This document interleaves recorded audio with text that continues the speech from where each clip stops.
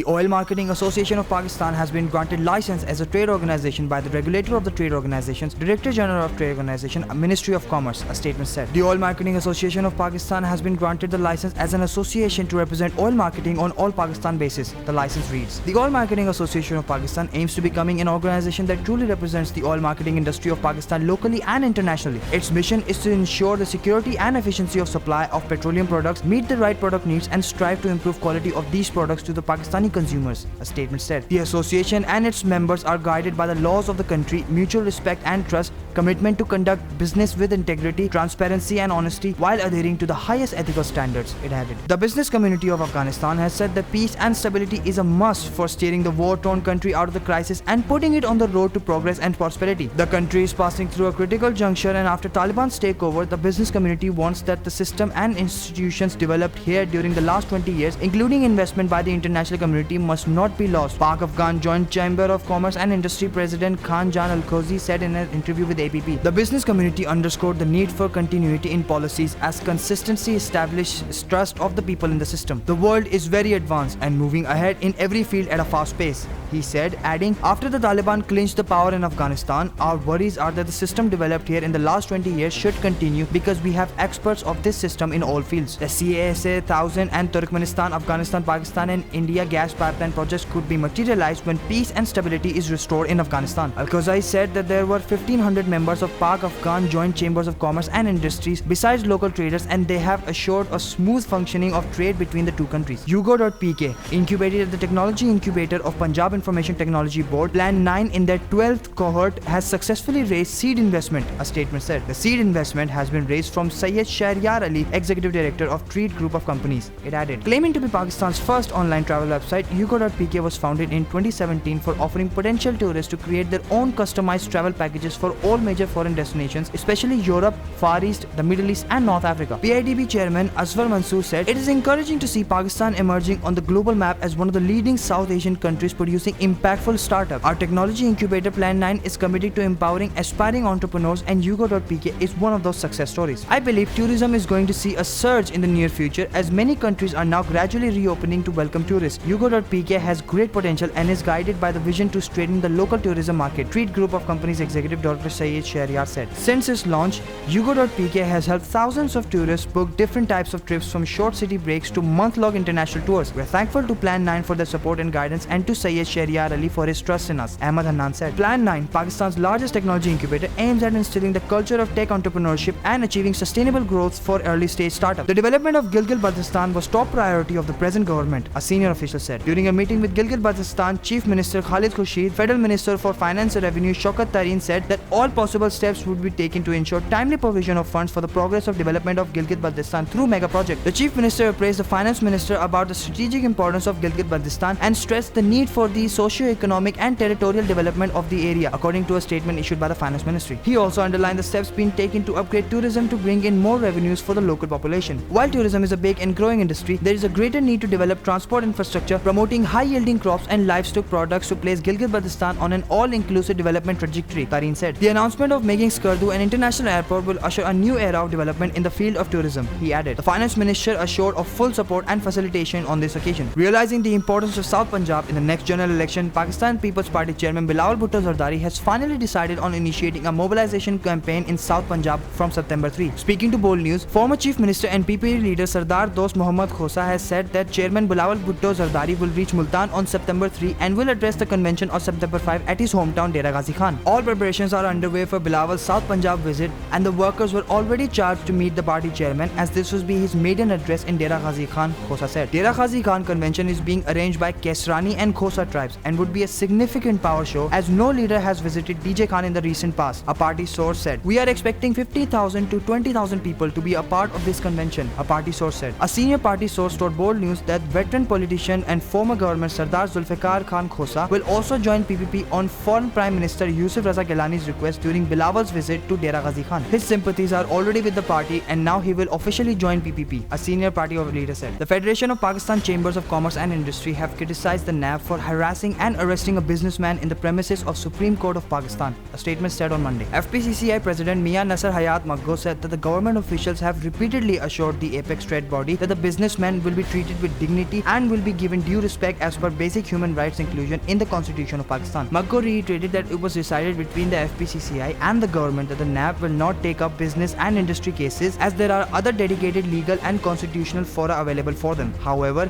the NAB continued to meddle into the cases of business and industry. Maggo also thanked the active Chief Justice of Pakistan for taking note of the situation and asking for an explanation from the NAB official for the arrest while the accused Saifur Rahman was appearing in the court for the proceedings of a pre-arrest bail. He said he has full confidence and faith in the judicial system of Pakistan and does not in any way whatsoever support any corrupt practices in the business community, but he is a firm believer in the basic legal principle that everyone is innocent until proven guilty. The FPCCI chief emphasized that in essence, businesses run any economy through paying taxes and generating employment, and businessmen are treated with respect and honor in all the civilized societies. The FPCCI once again reiterates that harassment, bullying and corruption must end and due course of law must be followed in letter and spirit, as these practices cannot coexist with business and economic growth. The government has reduced the prices of petrol, high-speed diesel and kerosene by 1.5 rupees per litre and light diesel oil by 1 rupees per litre for the next fortnight, according to a notification issued by a finance division on Tuesday. The new prices of petroleum products will be MS petrol rupees 118.3 rupees, HSD 115.03, kerosene 86.08 and LDO 84.77. The new prices will be implemented from September 1 to 15. The Oil and Gas Regulatory Authority, on its calculation based on the international oil prices, recommended a decline of 3.5 rupees in petrol, 5 rupees in HSD, 3 rupees in kerosene and 2 rupees in LDO. The OGRA summary on pricing is based on the existing petroleum levy and general sales tax rates and import parity price. As of now, the government is charging 17% on general sales tax on HSD, followed by a 10.54% on petrol, 6.7% on kerosene and 0.2% on light diesel gas. The standard GST rate is 17%, which means the government was foregoing significant revenue flow. The government is also charging a negligible 2.05 rupees per litre petroleum levy on HSD and 24 paisas litre on light diesel oil and 0% on petrol and kerosene. This means the government was also losing substantial revenue under the federal tax. Until last year, the government used to charge up to 30 rupees per litre petroleum levy on HSD and petrol and 6 to 8 rupees per litre on kerosene and light diesel gas. A settlement outside the courtroom is expected in the murder case of medical student Asma Rani, who was shot dead by a man in Kohat after she rejected his marriage proposal. Several customary jirgas have been taking place in Kohat and Lucky Marwat to resolve the case out of court. The parties to the case are going to reach the settlement through blood money. No sanction statement has been made about the probable contract. However, Marwat Qaumi Jirga has repudiated any role in the settlement of the murder case. A district and sessions court on June 25 had given death sentence to main blamed Mujahidullah Afridi in the Asma Rani murder case. The court cleared two accused, Sadiqullah and Shahbaz, for want of evidence, whereas Asma Rani, a third-year student at Ayub Medical College, was shot dead in January 2018 at her hometown in Kohat after she purportedly precluded the marriage proposal of accused Afridi. After the murder, he had escaped to Dubai, ensuing which his name was positioned in Interpol's most wanted people's list. Furthermore, he was detained in Dubai and transported back to the country in March 2018. A man recognized as Irfan tossed acid on a woman for rejecting his marriage proposal in Gujranwala, Sansara Goria, said the police. According to the complaint, the survivor was attacked outside her house. We were visiting my wife's parents' house when someone knocked on the door. My sister-in-law went inside to check. Irfan was on a motorcycle with his friend, the woman's brother-in-law told the police. When the survivor opened the door, Irfan threw acid on her and fled from the crime scene, the investigator officer said. The woman was hurried to the hospital. The doctor has professed her condition serious. A case has been recorded at the Sadar police station under section 336B of the Pakistan Penal Code by the victim's brother-in-law. According to the Acid Survivors Foundation, the total number of acid attacks victims in Pakistan from 2017 to 2018 was 1,186. The Human Rights Commission of Pakistan claimed that 31 acid attacks were stated in 2017, an enormous 67 in 2018 and 34 in 2019. But these are just the reported cases. Under section 144 of the Pakistan Penal Code, public dealing of acid and other corrosive substances is banned. Offenders are punishable under section 336B of the PPC, which has maximum life imprisonment. The minimum is not less than 14 years with a fine of